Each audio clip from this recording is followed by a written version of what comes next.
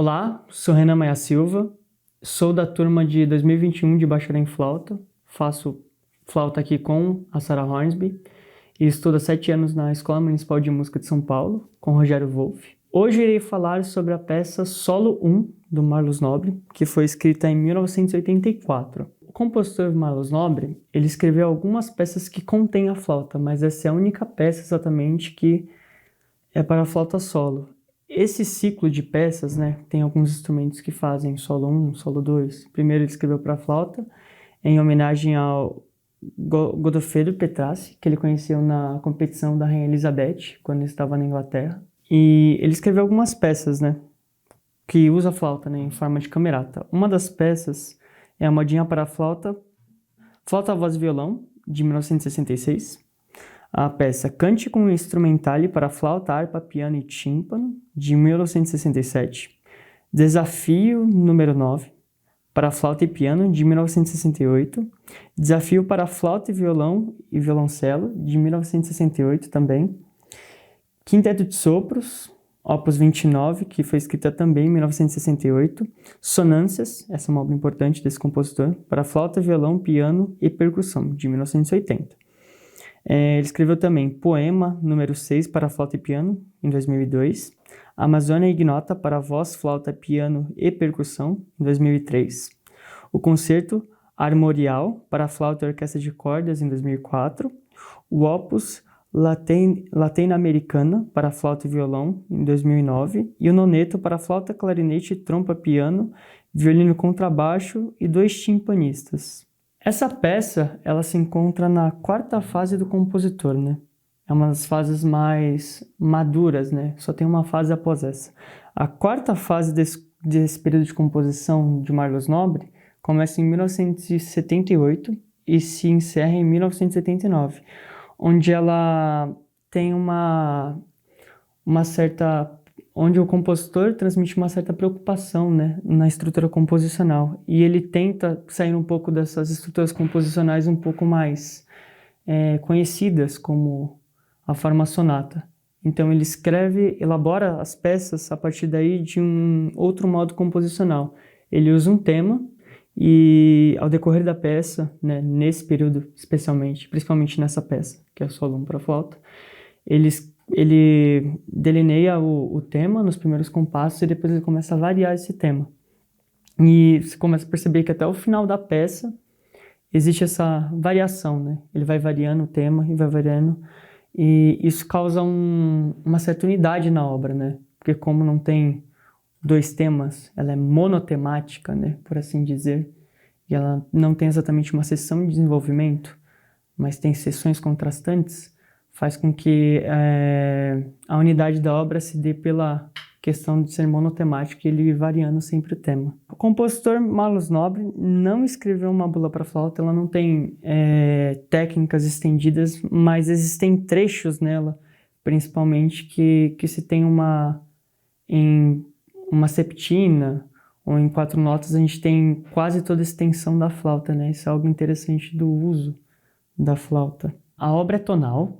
Ela tem um pequeno trecho de intervenção que se inicia no compasso 42 até o 45, que ele não é exatamente tonal, e ele lembra um pouco, né, o dodecafonismo de Schoenberg, tem uma série dodecafônica, né, se a gente for começar a perceber, ele repete essa série, mas é um trecho muito contrastante. A obra, ela é caracterizada, ela é feita nessa forma, ela tem um A, que é onde começa o tema, e ele varia um pouco esse tema, né, até chegar na seção B.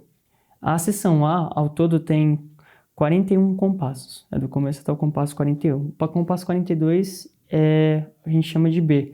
Ele não tem nenhuma referência à obra, ao meu ver, né, toda, mas ela é uma intervenção completamente dodecafônica, né. Tem uma série que, se analisada, dá para perceber ela bem claramente. E após a seção B tem uma reiteração, ou uma reexposição, né? Se a gente falar assim, forma sonata, não que seja uma forma sonata, mas no compasso 46 até o final ele reitera, né, o tema. Tem uma questão muito interessante da obra, são as indicações. Ela começa com calmo E sempre quando aparece essa indicação calmo, essa indicação sugere o começo da peça, né? Então parece que ele reitera o tema. Então ele começa com uma parte descrita calmo, às vezes dolce, e ele vai desenvolvendo. Quando ele termina a frase, ele volta de novo ao calmo. Então ele reitera um tema, é como se ele estivesse recomeçando novamente.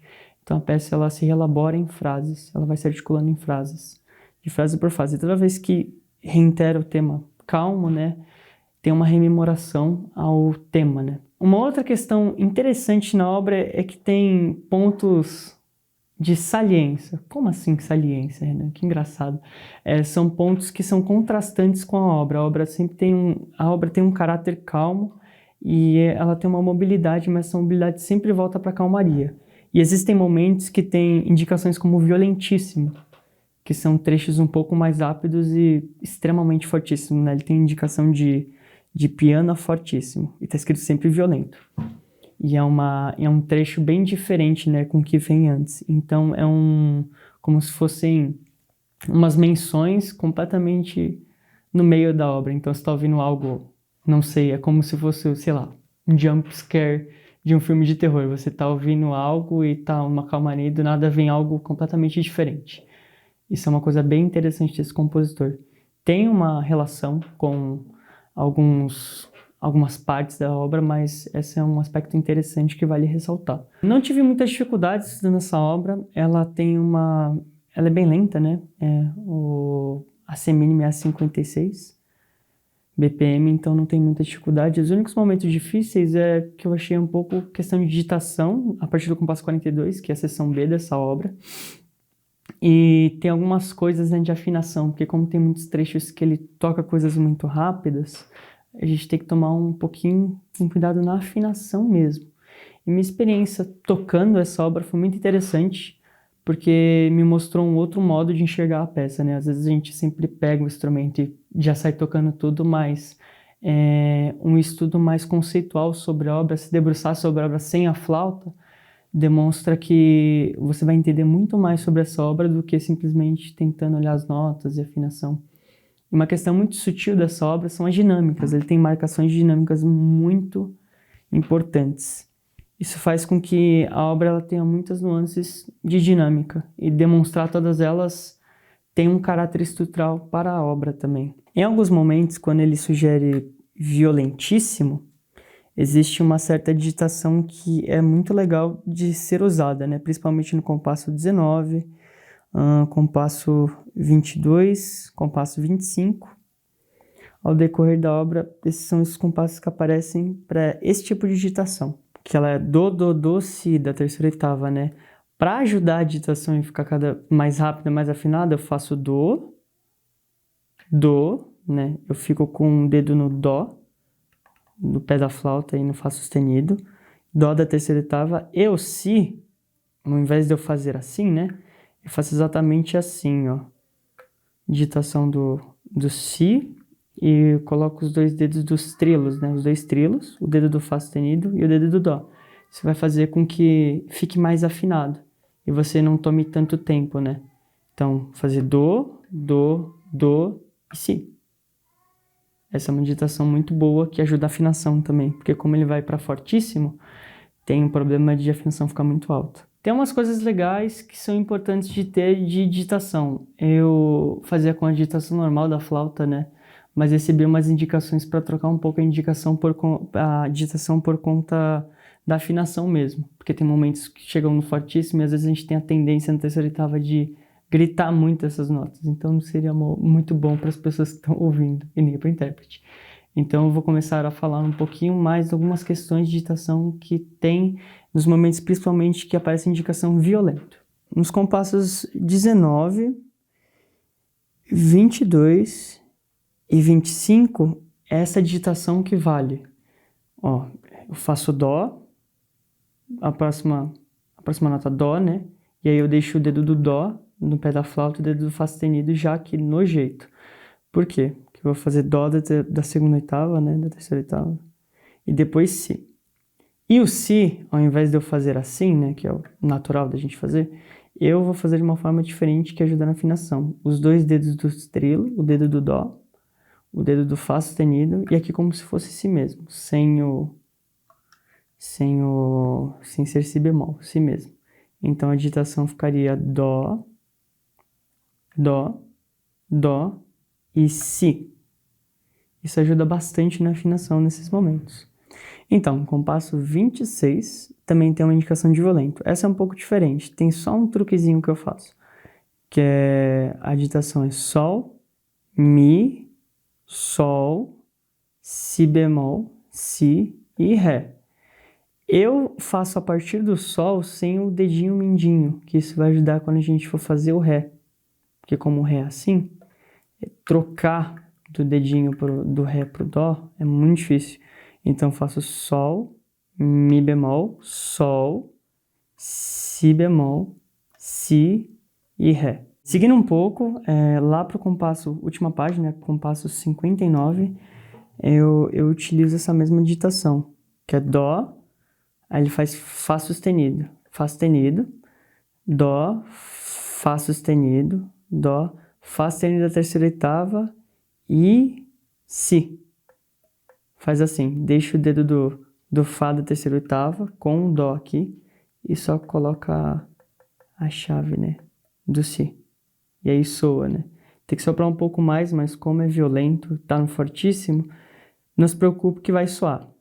Isso tanto para o compasso 59 quanto para o compasso 61. Ok, seguindo no compasso 63, tem a mesma indicação violento, né? E como ele é uma escalinha até quase no limite, né, da flauta, tem uma coisa legal do Si pro Dó que dá para fazer na terceira oitava. A digitação que eu utilizo é essa. Dó, Fá, Dó, Fá, Dó, Fá.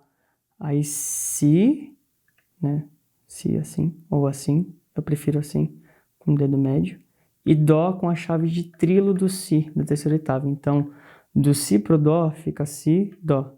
Do que você ter que fazer Si e Dó, né? Que sai um pouco mais afinado. Ok, seguindo no último compasso, né? Que ele termina em violentíssimo. E é o único momento que aparece essa indicação, 3 Fs. Então, tem uma coisa que eu utilizo no dedilhado que é muito legal também, para ajudar a afinação e também para ter velocidade nesse trecho, que é fazer Dó, Fá, né, Dó, desculpa, Dó, Fá, Dó, Fá, Dó, Fá, e no dedo do Fá eu assopro um pouco mais, aí o harmônico do Fá, esse harmônico que vai soar vai ser o Si, natural. Então você consegue, com a digitação do Fá, tocar a nota Fá e articular para chegar no Si. E depois utilizar o Ré, assim, Ré. Que fica um pouco mais tranquilo, né? Fá, da digitação do Fá sustenido da terceira oitava pro Ré. Então Fá, sopra um pouco mais, vai sair o Si. E depois Ré. Eu vou mostrar para vocês como é que isso soa. Tem uma coisa muito interessante que entender sobre essa peça, quais são os trechos, qual a forma dela, do que ela se vale, qual o tema, como ele reitera o tema, como ele varia esse tema, faz com que o ouvinte entenda de forma muito mais abrangente sobre a obra e como ela tem uma articulação que torna ela única. Assim, uma peça muito legal para ser estudada, muito interessante e que trabalha outros aspectos que não somente a técnica flautista, mas a técnica interpretativa também. Exige muito isso do intérprete. Bom, foi muito legal estudar essa peça. Eu aprendi muitas coisas novas, assim, esses cuidados em cada coisa, em cada trecho, em saber finalizar bem as coisas para começar algo novo. Bons estudos e até uma próxima.